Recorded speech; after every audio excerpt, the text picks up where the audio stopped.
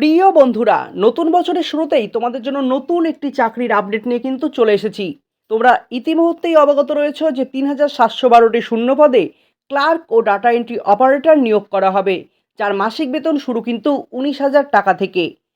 কেন্দ্রীয় সরকারের staff selection কমিশনের মাধ্যমে কম্বাইন্ড হায়ার সেকেন্ডারি লেভেলের নিয়োগের বিজ্ঞপ্তি কিন্তু ইতিমুহূর্তেই প্রকাশিত হয়েছে, যার নিয়োগ সংক্রান্ত সমস্ত তথ্য থাকছে আজকের ভিডিওতে। তাই ভিডিওটাকে প্রথম থেকে শেষ পর্যন্ত দেখতে থাকো। যারা চ্যানেলে নতুন রয়েছে তারা চ্যানেলটিকে সাবস্ক্রাইব করে পাশে থাকা বেল আইকনে ক্লিক করে দিও।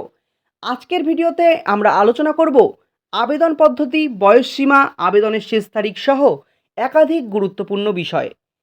কম্বাইন্ড হায়ার সেকেন্ডারি অর্থাৎ উচ্চ মাধ্যমিক পাস চাকরি প্রার্থীদের জন্য নিয়োগের বিজ্ঞপ্তি প্রকাশ করল কেন্দ্রীয় সরকারের স্টাফ সিলেকশন কমিশন। এই বিজ্ঞপ্তির মাধ্যমে ক্লার্ক ও ডাটা এন্ট্রি অপারেটর পদে নিয়োগ করা হবে। যে কোনো ভারতীয় নাগরিক অর্থাৎ পশ্চিমবঙ্গের যে কোনো জেলার চাকরি প্রার্থীরা কিন্তু এখানে আবেদন জানাতে পারবে। পুরুষ মহিলা সহ উভয় চাকরি প্রার্থীরাই কিন্তু এখানে আবেদন করতে পারবে।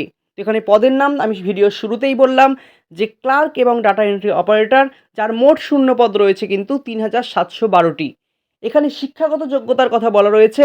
আবেদনে ইচ্ছুক চাকরি প্রার্থীকে যে কোনো স্বীকৃত শিক্ষা প্রতিষ্ঠান থেকে ন্যূনতম উচ্চ মাধ্যমিক পাশ করে থাকতে হবে। এর পাশাপাশি আবেদনকারীর কিন্তু টাইপিং স্পিড ভালো হতে হবে। এখানে বেতনের কথা বলা রয়েছে। ক্লার্ক পদের মাসিক বেতন ১৯,৯০০ টাকা, ডাটা এন্ট্রি অপারেটরের মাসিক বেতন কিন্তু ২৫,৫০০ টাকা। এখানে বয়সসীমার কথা বলা রয়েছে। ন্যূনতম ১৮ বছর থেকে সর্বোচ্চ ২৭ বছর বয়সী চাকরি প্রার্থীরা এখানে আবেদন জানাতে পারবে। তপশিলি জাতিভুক্ত প্রার্থীদের ৫ বছর, ওবিসি প্রার্থীদের ৩ বছর এবং পিডব্লিউবিডি প্রার্থীদের ১০ বছরের ছাড় থাকবে। এবারে আমরা দেখে নেব কিভাবে তোমরা এই চাকরির জন্য আবেদন করবে।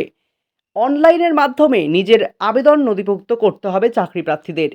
কমিশনের অফিসিয়াল ওয়েবসাইটে নিজের বৈধ মোবাইল নাম্বার এবং ইমেল আইডি ব্যবহার করে রেজিস্ট্রেশন করতে হবে। এরপর প্রস্তাবিত অনলাইন আবেদনে সমস্ত সঠিক তথ্য দিতে হবে। এরপর জরুরি নথিপত্রগুলো নির্দেশ অনুযায়ী আপলোড করতে হবে। সবশেষে আবেদন ফি জমা করতে হবে। তো এখানে আবেদন ফি কত তোমাদের জমা করতে হবে সেটা এবার দেখে নেব।